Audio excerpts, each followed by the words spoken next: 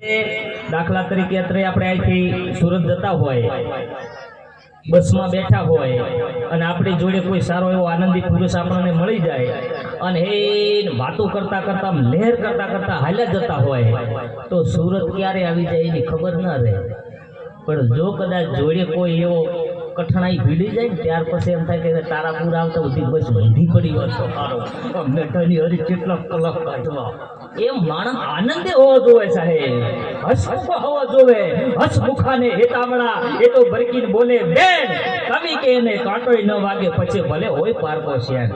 અમેરિકાનો ભલે હોય, પાકિસ્તાનનો ભલે હોય, પણ આપણી વચ્ચે આવીને બેઠો હોય આનંદથી મોજથી લહેરથી તો આપણને એમ થાય કે ભાઈ ભાઈ.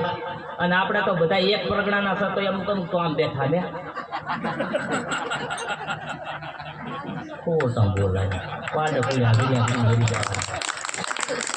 ખરેખર અહીંયા કવિને શ્રવણભાઈ દુઃખ લાગે કે કાળ મુખાને રિહામણા એ તો વલવલ વલવલ ગાઢે બેન કવિ કે એને કરોડજો કાળોતરો હોય ભલે પોતાનો શ્યાણ. બસ તો હગો ભાઈ હોય તો એમ થાય કે આને તો થોડો ભાઈ જુઓ હસમુખ હોવો જોઈએ, આનંદ હોવો જોઈએ. અને હું તો રોજ કહું ને આજે કહું કે આખી દુનિયા ઉપર ભરોસો કરો પણ એક મેઘા ઉપર કોઈ દી ભરોસો ન કરો. ખુલ્લા દિલથી દાંત ન કાઢતો હોય એને કોઈ મિત્ર ના બનાવવો, ભાગીદાર ના બનાવવો, જે હોય તો બનાવવો જ લે. ફળિયા પગ ના મૂકો તો ટોટિયા ભાગને મેઢા મારે હસમુખ હોવો જોઈએ સાહેબ. આપણે બહુ જોડી કહેવત છે કે હસતો માણસ સારો ને ભસતો કૂતરો સારો સાહેબ. ભસતો કૂતરો કોઈ દી કોઈને કહી દે ને હસતો માણસ સાહેબ કોઈ દી કોઈને દગો ન દે. બોલો મેઢા રહી મારી નાખે. તમારે સોંટણી હોય તો મેઢાના વોટમાં લે હરિદાસ મારે હસમુખ હોવો જોઈએ સાહેબ. એક મારો કહેવાનો મૂળ અર્થ છે સાહેબ, તમે બધા ભજનોમાં બેઠા આપણે ખર્ચાથી બધો આનંદ કરતા હોય અને જો આજે ઠીક છે હું થોડી વાર તમને દાદ કઢાવીશું સાહિત્ય તરીકે તમને એક વિનંતી પણ સાથે સાથે કરીશ કારણ કે આ સંતવાણીનો કાર્યક્રમ છે. થોડી વાર વચમાં ભલે તમને દાદ કઢાવશું પણ જીવન જીવવાના સંત મહાપુરુષોએ મને તમને જે રસ્તા દેખાડ્યા છે મિત્રો, ખૂબ જરૂર છે મિત્રો આ વાતોની. કારણ કે સંબંધ છે, ભ્રમ છે, ક્યારેય મરતો નથી, ક્યાંક નો ક્યાંક ઉપયોગી થતો હોય વાલા. જેમ મેં પહેલા વાત કરી એમ અત્રે માણસના ઉજળા વિચાર હોય તો સાહેબ એ બધું કરી શકે સાહેબ. રામાયણની અંદર બે વ્યક્તિ એવા હતા, એક વિભીષણ ને કઈ.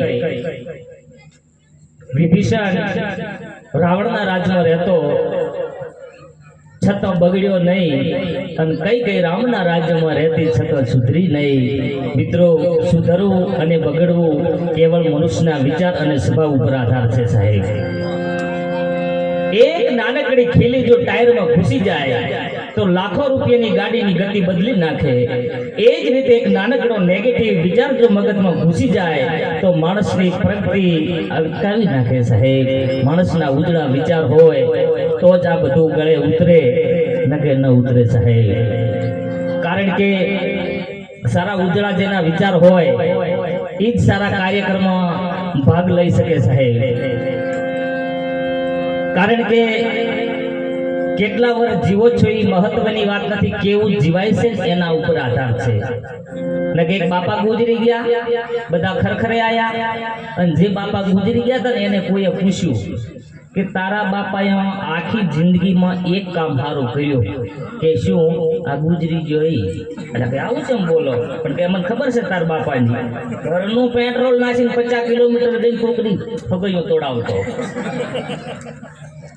બે ભાઈ ભેગા હોય તો એને જુદા કરાવે તો મોજ આવે અને કાંઈ ન મળે ને તો હાજે હાથ પુત્ર ભેગા કરે ને વસી એક રોટલી નાખે. નાટી વસ્તુ તાર બાપને મોજ આવતી એ કરતા વયોગ્ય એ સારું કર્યું સાહેબ. જીવન તો એવું જીવીએ કે લોકો મને તમને યાદ કરે સાહેબ. કારણ કે ચંદન की चटकी भली बुरा कष्ट का भारा, चतुर नर की एक घड़ी ओल्या मूर्खना जन्मारा हो वर जीવો તો એ ગામમાં ઉપાડા લીધા હોય હું ગામના સાહેબ.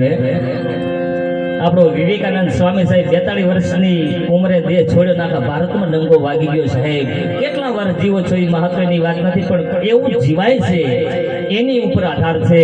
ઘણી બધી મારે સાહિત્યની વાતો કરી તમને આનંદ કરાવવાનો છે, પણ આપણી વચ્ચે ઘણા બધા ભજનીકો બેઠા છે જેને સાંભળો જીવનનો લાવો છે. તો અત્રે કોતરવાડાથી બધા ભાઈ શ્રી અભિસિંહભાઈને વિનંતી કરું કે આવો બાપા આજની સભાને એવી મોજ કરાવો.